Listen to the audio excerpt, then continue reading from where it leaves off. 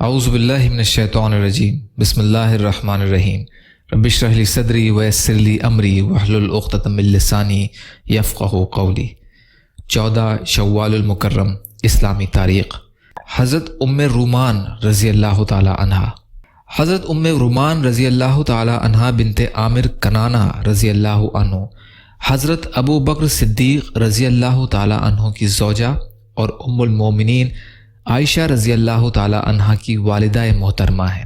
پہلے عبداللہ بن سخبرہ کے نکاح میں تھیں، ان کے انتقال کے بعد ابو بکر صدیق رضی اللہ تعالی عنہ نے نکاح کیا۔ ابتدائی زمانے ہی میں مسلمان ہو گئی تھیں۔ جس طرح حضرت ابو بکر رضی اللہ تعالی عنہ سچائی، امانت داری اور کریمانہ اخلاق میں مشہور تھے، بالکل اسی طرح حضرت ام رومان بھی سچائی، وفاداری اور سلیقہ مندی میں تمام عورتوں کے درمیان ایک الگ حیثیت رکھتی تھیں۔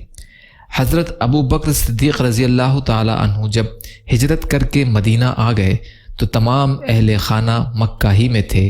حضرت ام رومان رضی اللہ تعالی عنہا نے نہایت حوصلہ مندی سے بچوں کو سنبھالا، اور جب مدینہ سے حضرت زید بن حارثہ اور ابو رافع وغیرہ کو چند عورتوں کو لانے کے لیے بھیجا تو انہی کے ساتھ ام رومان بھی اما عائشہ رضی اللہ تعالی عنہا اور حضرت اسماء رضی اللہ تعالی عنہا کو لے کر مدینہ ہجرت کر گئیں۔ انہوں نے سن 9 ہجری یا اس کے بعد انتقال فرمایا۔ حضرت صلی اللہ علیہ وسلم خود قبر میں اترے اور دعائیں مغفرت کی۔ حضور صلی اللہ علیہ وسلم کا معجزہ دودھ میں برکت۔ ایک مرتبہ حضرت خباب رضی اللہ عنہ کی بیٹی ایک بکری لے کر رسول اللہ صلی اللہ علیہ وسلم کے پاس حاضر ہوئیں تو حضور صلی اللہ علیہ وسلم نے اس کو ایک طرف باندھ دیا اور پھر دعا اور فرمایا بڑا برتن لاؤ۔ حضرت خباب کی بیٹی ایک بڑا برتن لے آئیں جس میں آٹا پیسا جاتا تھا۔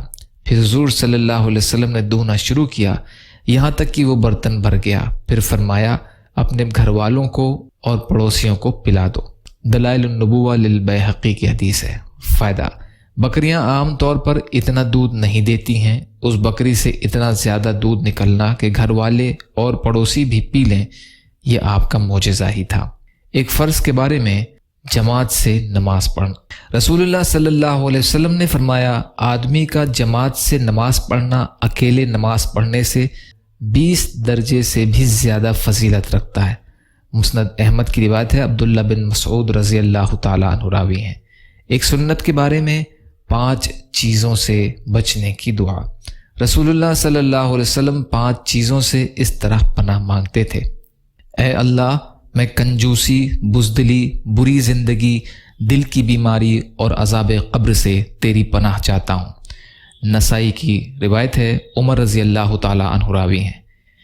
ایک اہم عمل کی فضیلت طالب علم اللہ کے راستے میں۔ رسول اللہ صلی اللہ علیہ وسلم نے فرمایا جو شخص علم حاصل کرنے کے لیے گھر سے نکلتا ہے وہ اللہ کے راستے میں ہوتا ہے یہاں تک کہ لوٹ کر واپس آ جائے۔ ترمذی کی روایت ہے، انس بن مالک رضی اللہ تعالیٰ عنہ راوی ہیں۔ دنیا کے بارے میں، دنیا کی چیزوں میں غور و فکر کرنا۔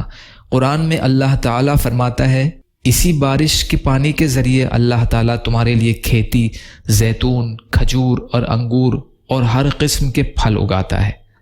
یقیناً ان چیزوں میں غور و فکر کرنے والوں کے لیے بڑی نشانیاں ہیں۔ سورہ نحل کی آیت کا ترجمہ۔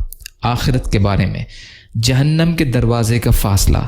رسول اللہ صلی اللہ علیہ وسلم نے فرمایا جہنم کے 7 دروازے ہیں، ہر 2 دروازوں کے درمیان کا فاصلہ ایک سوار آدمی کے 70 سال چلنے کے برابر ہے۔ مستدرک کی روایت ہے، لقیط بن عامر رضی اللہ عنہ راوی ہیں۔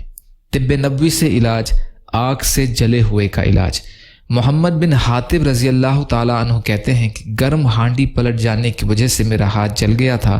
میری والدہ مجھے رسول اللہ صلی اللہ علیہ وسلم کی خدمت میں لے گئیں تو آپ صلی اللہ علیہ وسلم مجھ پر یہ پڑھ کر دم کر رہے تھے: اذهب الباس رب الناس واشفی انت الشافی لا شفاء الا شفاءک شفاء لا یغادر سقما۔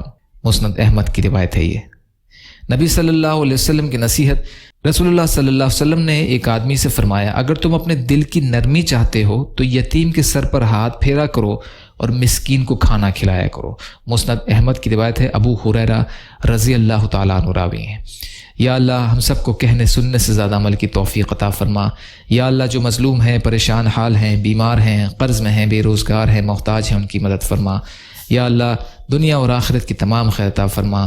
یا اللہ جو مانگا وہ بھی عطا کر دیجئے، جو بھول گئے ہوں اپنے فضل کرم سے عطا فرمائیے، صبر و شکر اور اچھی طرح عبادت کرنے والا بنائیے۔